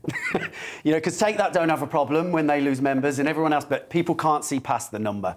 But so we'd always not, one of us wouldn't want to do it, it's a bit of a risk and stuff like that. Yeah. And in lockdown, we went, look, what are we even teaching our kids? We teach our kids to take risks in life. That's, stick your neck out. And then we're sort of going, well, we better not make music because we'll look silly, doing it as three of you and stuff like that. So we just said, you know what, let's do it. Let's do it independently. We didn't even play it to a record company. We said, let's make it, produce it, write it, and release it. And it's literally, it sounds cheesy, but it is genuinely for the fans because they've been asking for it that long. And because it wasn't played to a record company, that's why it's brilliant. That's why it's authentic. It hasn't been micromanaged or auto-tuned or photoshopped or airbrushed. So the latest single is Time, and the album is called Time. Mm-hmm. What's the vibe of the album? For those keen to know more, what will they get? They'll get everything that they'd expect with Five. Mm-hmm. Upbeat, funky, laddish pop. But then we are showing a bit of our sweet side, and some of the songs are, imagine if Five had carried on making albums year after year, and it's where we would be 20 years later with modern sounds and things like that. Oh, well, look, I've had a taste of the album. Actually, we're going to play out with the single in just a second, but huge congratulations. Thank you. You're back in the game, you and the boys. I know there's a tour as well this year, 90s Baby Arena Tour, and your own standalone theatre tour as well. So is there a website? No, there's not a website. Just search Five. Search Five, social media. Brilliant. It's Five Official. Brilliant, and it's all there. It's so great to have you in the studio, looking the picture of health. And will you stick around and be part of our panel? 100%, I'd love to. That's great. A pop star with an opinion. You're like gold dust. Oh, wow. Well, people don't seem to have them these days. You haven't been got at by your mate Simon Cowell, I'm pleased to hear. What a thrill to have Richie in the studio. Well, lots to get through, and I'll be putting this question to Richie and my panel. Was Prince Harry right in that workers should have 30 minutes of, wait for it, me time during their working day? We'll react to that very, very shortly. As I said, Richie is sticking around to look at lots of other big stories that are breaking. And before the end of the show, we'll play another great British game show, this time based around famous TV and big screen doctors. Find out more shortly. But playing us into the break, here's another taste of Five's brand new single from their album of the same name. This is Time.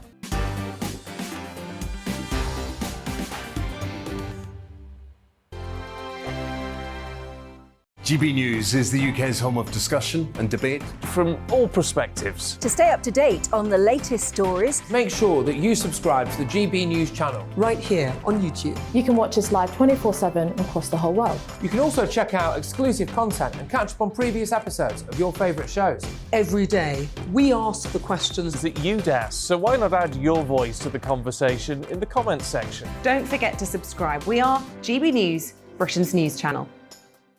Every night at 11 on GB News, we bring you the next day's stories the day before.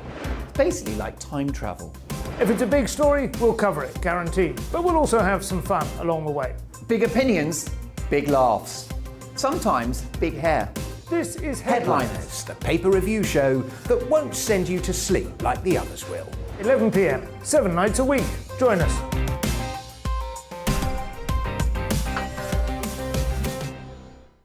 Hello there, I'm Eamon Holmes. And I'm Isabel Webster. And we hope you can join us for Breakfast with Eamon and Isabel. You make me laugh out loud, belly laugh. Is that important first thing in the morning? Yeah, absolutely. And there's me trying to be deadly serious. News is a serious business. Yeah, I have to rein you in sometimes. Well, it doesn't stop us laughing at it. It doesn't stop us having an opinion on what's going on. Yeah. And it certainly will not stop us reflecting what you think. Weekdays from 6 to 9:30 on GB News. I'm Dan Wootton. Join me Monday to Thursday from 9 to 11 for the feistiest and most fun news debate on TV, where free speech reigns. I'll bring you a sharp take on the day's biggest stories, bombshell newsmaker interviews, and A-list guests. And I guarantee you, no spin, no bias, no censorship, and no reason to go to bed. That's Dan Wootton tonight, Monday to Thursdays from 9 on GB News.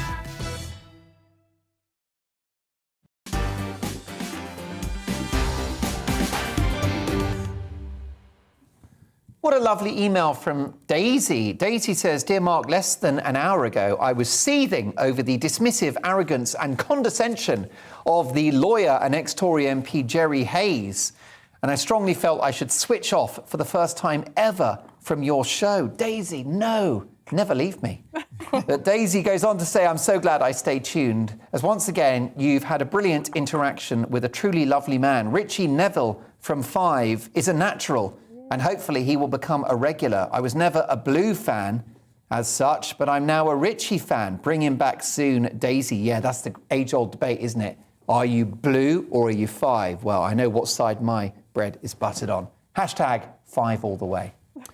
It's time now to look at which headlines are breaking and what will be in tomorrow's news in our news agenda. So we've got my amazing panel.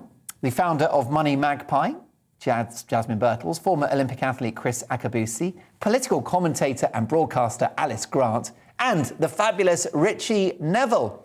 Now, as we all know, it's been a tough week for the Prime Minister Boris Johnson, with several of his most trusted allies having fallen by the wayside. As things continue to heat up, could Chancellor Rishi Sunak and his team also be closing in on Johnson? You'll remember these comments that Rishi Sunak made just yesterday about the Prime Minister's controversial Jimmy Savile claims. Being honest, I wouldn't have said it, and I'm glad that the Prime Minister clarified what he meant. Let me give you a technical description of what happened there. That was a Prime Minister being thrown under a bus. So, is Rishi Sunak making his move for the Premiership? And can he be stopped? Let's put this to my panel. Chris Akabusi, do you think that Rishi Sunak, a little bit like those races that you ran in the Olympics, is he kind of hovering over Boris's shoulder, about to go past? Well, it's clear that Boris the Beast is wounded but limping on. And to be fair to Mr. Sunak there, he was asked the questions and he answered it. He's obviously prepared. And there's going to be 2 or 3 of them now who are going to be sorting out their little segments and finding out who's for them. But I think they might have a long wait. Boris seems to be a perennial survivor. But yeah, I mean, I think you got it right. You know, he was trying to say, I wouldn't do it, didn't like the way he did it. But he did come up with an answer that I'm prepared to stand by for now. Yeah. Just for now. But, you know, it's part and parcel of the ruck and tumble of politics, isn't it? It's clear that, like anything else, when you start something, within the beginning, there's always the ending.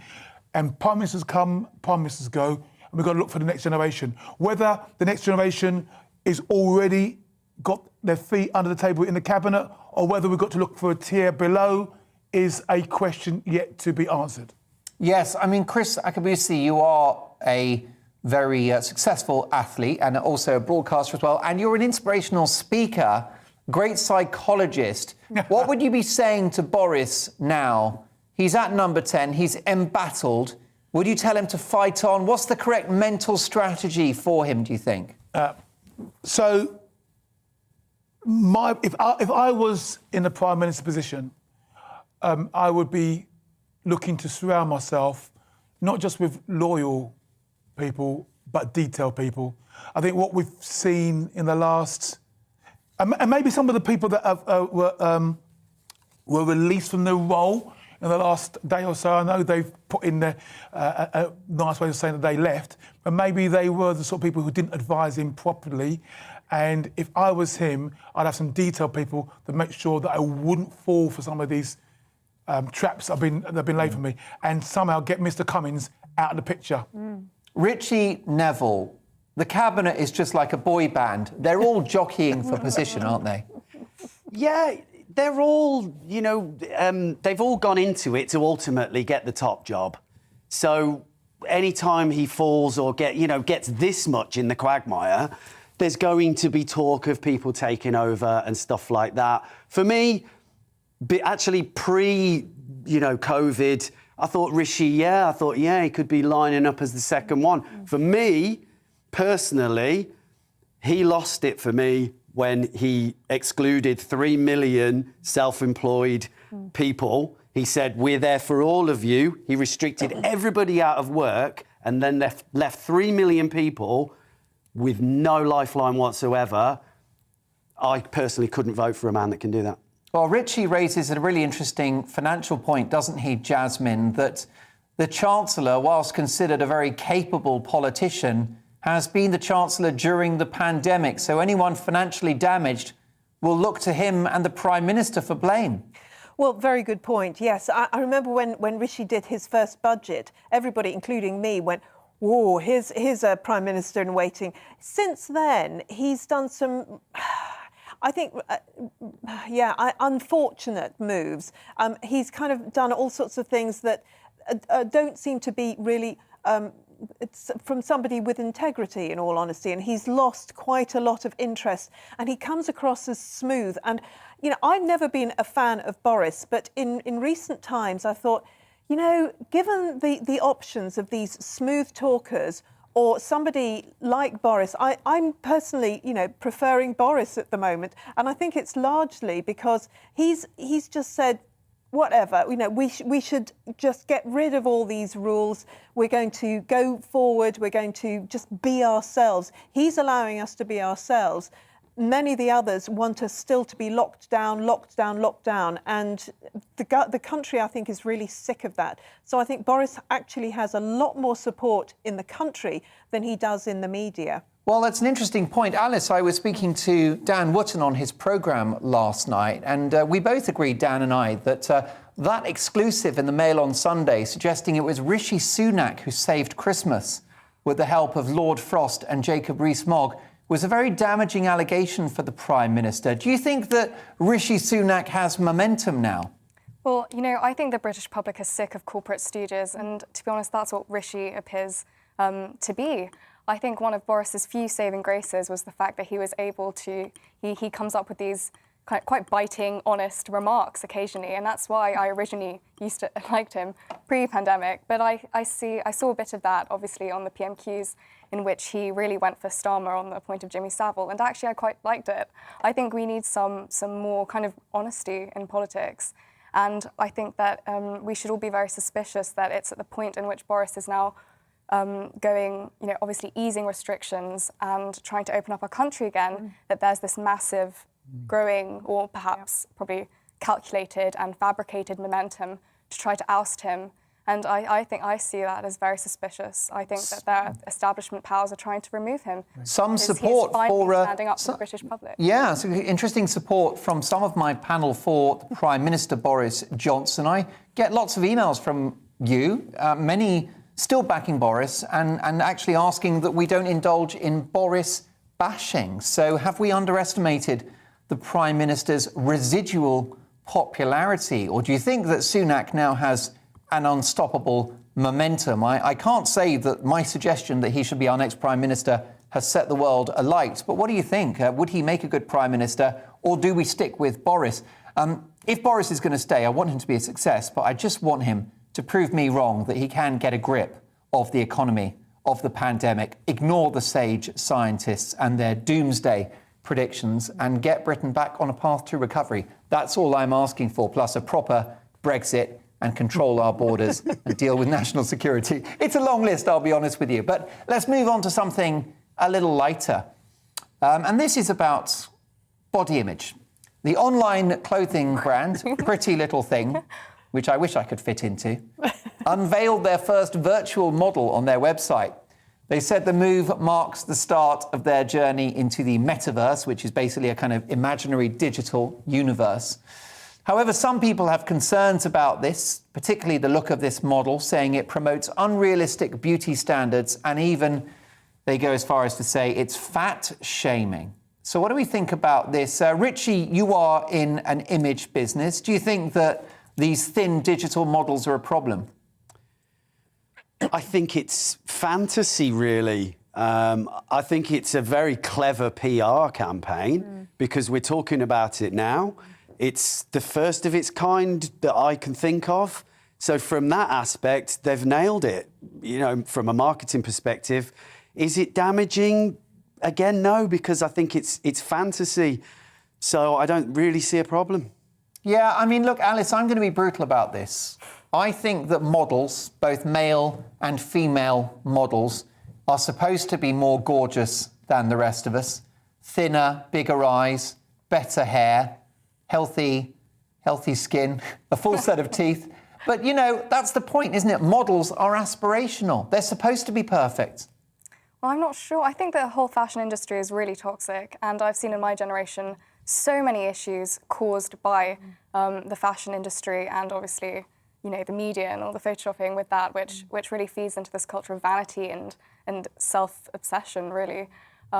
Personally, I think it's a bit odd, this whole push onto AI and like virtual realities and strange, you know, like alien-looking models, to be honest. And I think it's really odd and bizarre, and I'm not sure. I agree. I mean, this idea that we're going to all be living virtual lives, which I believe is the sort of dream child of people like Mark Zuckerberg, the owner of Facebook, is quite chilling, a hellish utopia, Alice. Yeah. But what about your thoughts when you look at a fashion magazine, or if you go online and you look at a clothing retailer, and you've got stick-thin models?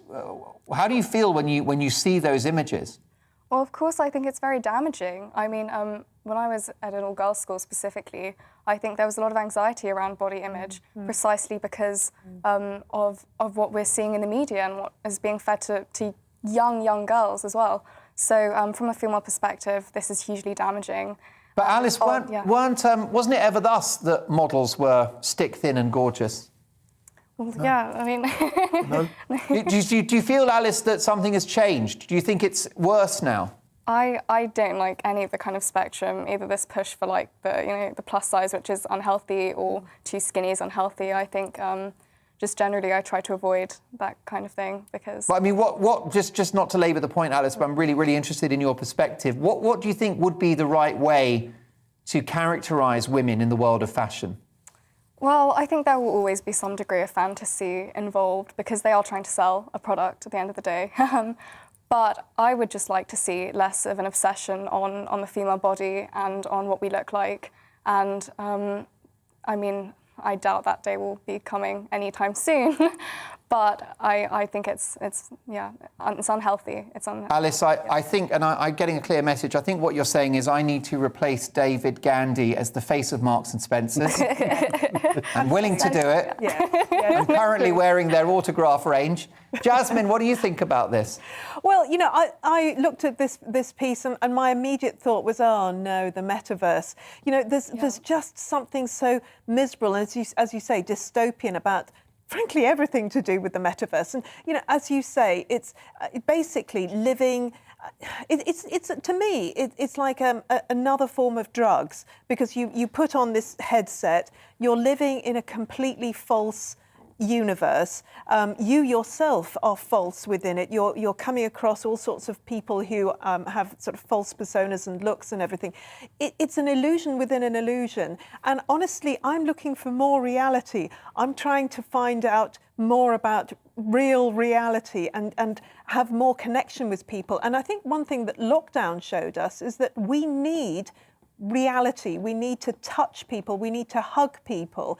We need to eyeball each other.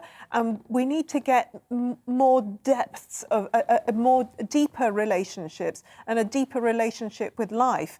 not this sort of yet more pretense. Chris?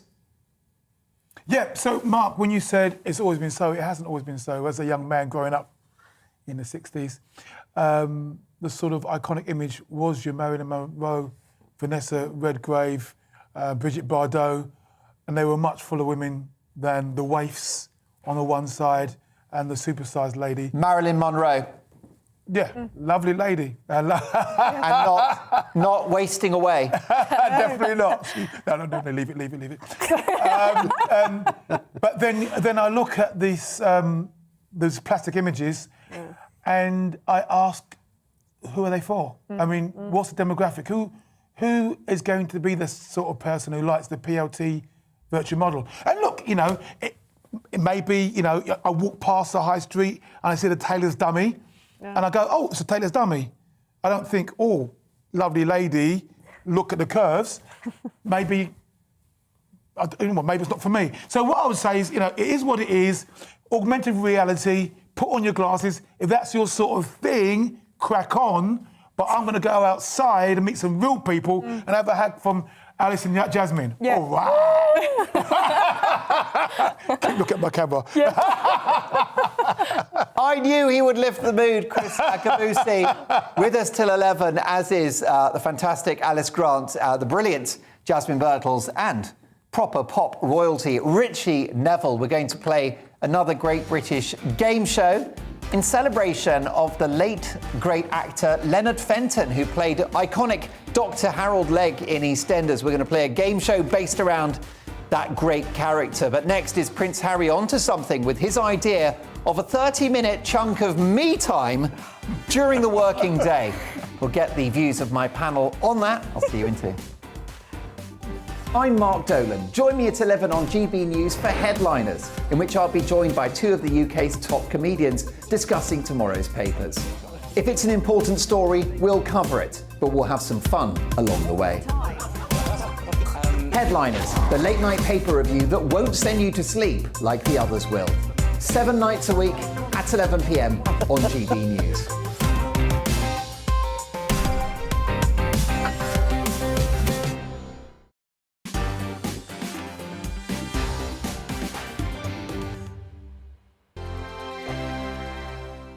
GB News is the UK's home of discussion and debate. From all perspectives. To stay up to date on the latest stories, Make sure that you subscribe to the GB News channel. right here on YouTube. You can watch us live 24/7 across the whole world. You can also check out exclusive content and catch up on previous episodes of your favourite shows. Every day, we ask the questions That you'd ask, so why not add your voice to the conversation in the comments section? Don't forget to subscribe. We are GB News, Britain's news channel. Every night at 11 on GB News, we bring you the next day's stories the day before. Basically like time travel. If it's a big story, we'll cover it, guaranteed. But we'll also have some fun along the way. Big opinions, big laughs. Sometimes big hair. This is Headliners, the paper review show that won't send you to sleep like the others will. 11 p.m, 7 nights a week. Join us.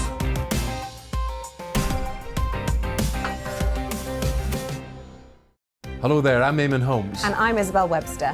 And we hope you can join us for Breakfast with Eamon. And Isabel. You make me laugh out loud, belly laugh. Is that important first thing in the morning? Yeah, absolutely. And there's me trying to be deadly serious. News is a serious business. Yeah, I have to rein you in sometimes. Well, it doesn't stop us laughing at it. It doesn't stop us having an opinion on what's going on. Yeah. And it certainly will not stop us reflecting what you think. Weekdays from 6 to 9:30 on GB News. I'm Dan Wootton. Join me Monday to Thursday from 9 to 11 for the feistiest and most fun news debate on TV, where free speech reigns. I'll bring you a sharp take on the day's biggest stories, bombshell newsmaker interviews, and A-list guests. And I guarantee you, no spin, no bias, no censorship, and no reason to go to bed. That's Dan Wootton Tonight, Monday to Thursdays from 9 on GB News.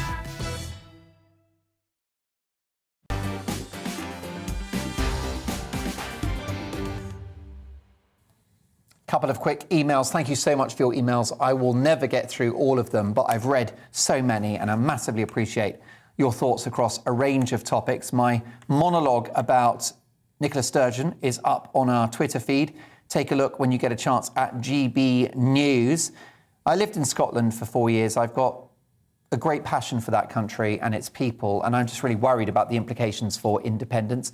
Some support for Nicola Sturgeon. She's a great leader, says Alan. She knows what she's doing, unlike those fools in Westminster. Bring on independence. Of course, many voices north of the border will take that view.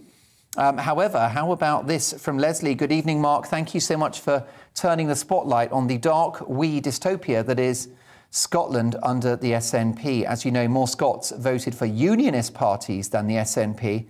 And it's only the fact that the unionist vote is split three ways that has allowed the SNP's divisive destruction of Scotland. I'm a Scot living under their inane misrule. And frankly, the damage they've done to every aspect of life in Scotland is appalling.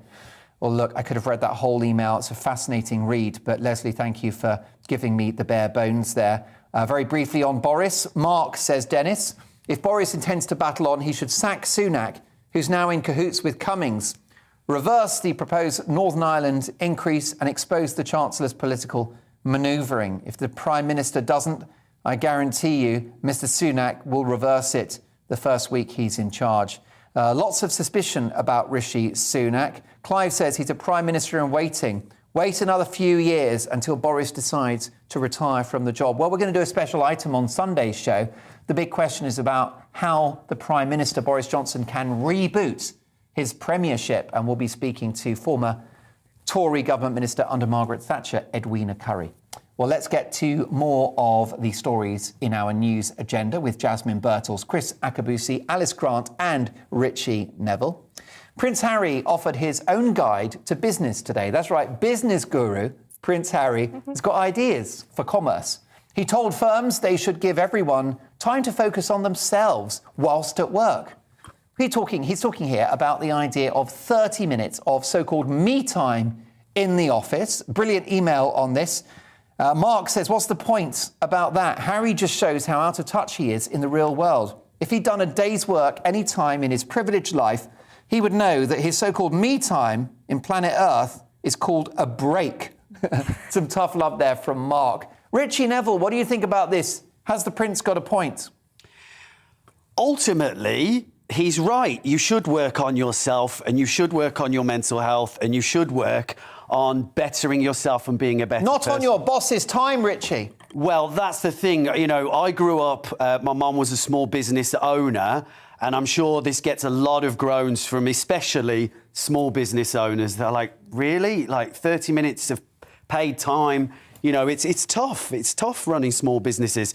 I think big corporations, maybe they can. They've got money to burn. But ultimately, to put it onto small businesses, yeah. Chris Akabusi, 30 minutes of me time. Do me a favour. Yeah, look, Mark, I think when I studied, there was one thing they said that a text out of context is a subtext of an argument. I read the interview, and I think it's just one line that we're taking out of context. In general, what he's talking about is mental health. The guy's qualified to talk about mental health because of his experience with his mother. And he's working on it, and he's found... Now, what is clear in the interview, he is what I would call a brand ambassador, and forgive me, I forgot the coaching organisation, but he's a brand ambassador for the coaching organisation. But the idea, and I am a qualified coach, the idea that somebody would work alongside somebody else to help them think through what's going on in the existential realities of their life means a lot to me, and it sounds like it means a lot to Prince Harry. So I'm not going to kick him for that. And once again, when we start talking about business, it's very easy to think about the corporate sector. But again, we've got to define what it is. I don't know what he's talking about. You know, I take time out of my day. When I leave here, I'll be in the woods, and I'll be more than half an hour. I'll walk in the woods, and it's great to walk in the woods in the middle of the night. Now, my children, they're worried. They go, Papa, Papa, Papa, aren't you scared about the bad man in the woods? I say, no, sweetie, I am the bad man in the woods. That's a different story. And also, take on Chris Akabusi at your peril. Yeah. No, we haven't got time. But that happened to me once. There was this boom, boom, boom, boom music in this car, and I walked around in the woods, and this guy's come out. He's a little bit weirded up, and he goes, "Excuse me, are you a black man in the woods?" Listen, if I saw you in the woods, I would run towards you. Oh, bless you. Anyway, ask these guys some stuff. I'd run into your arms. Listen, only a couple of seconds on this, I'm afraid. Jasmine, briefly, if you can. I do think that there's too much emphasis on me. If you want to be happy, if you want to really get your mental health better, you're actually better off concentrating on others, taking your thought away from yourself. And I don't think that we've talked enough about that. It's literally not helpful to spend too much time on me. Alice? An introspective young prince. Well, the startup he works for is called Better Up, who have achieved an investment of £3 billion. Well, I wonder if Prince Harry has ever worked a corporate job in his life. I mean, he seems to really be a mouthpiece for big corporations, yet is trying to push, obviously, this, like, me agenda. I mean, it's rather odd. I think he's just a bit cringy and irrelevant, really. I can't disagree. Well, look, we'll end on a sad note, but celebratory as well. I was a huge fan of this man. Earlier this week, the wonderful actor Leonard Fenton, who played Dr. Harold Legg in EastEnders, sadly passed away at the age of 95. What a great actor. He was in the business for 6 decades. He worked with Samuel Beckett, Orson Welles and Jonathan Miller, but probably best known as the lovable and trustworthy Dr. Legg. He was in 267 episodes of EastEnders. That's more than the number of shows I've done here at GB News. A great legend, and that's why he is the inspiration for this. That's right, we're going to play a great British game show. By the way, that was called a pin to pause, which I learned from. Yes, indeed, we're going to play a game of Doctor Who, in which you at home and my panel in the studio must guess the name of the famous TV or big screen doctor. That's right, we're looking for a famous doctor character from the movies and from TV. So let's crack on with this, and here's your first actor. It's Eddie Murphy. Which doctor did he play? Eddie Murphy. Dr. Doolittle. Yeah. Do we just shout out? Just shout out. Do we have to buzz?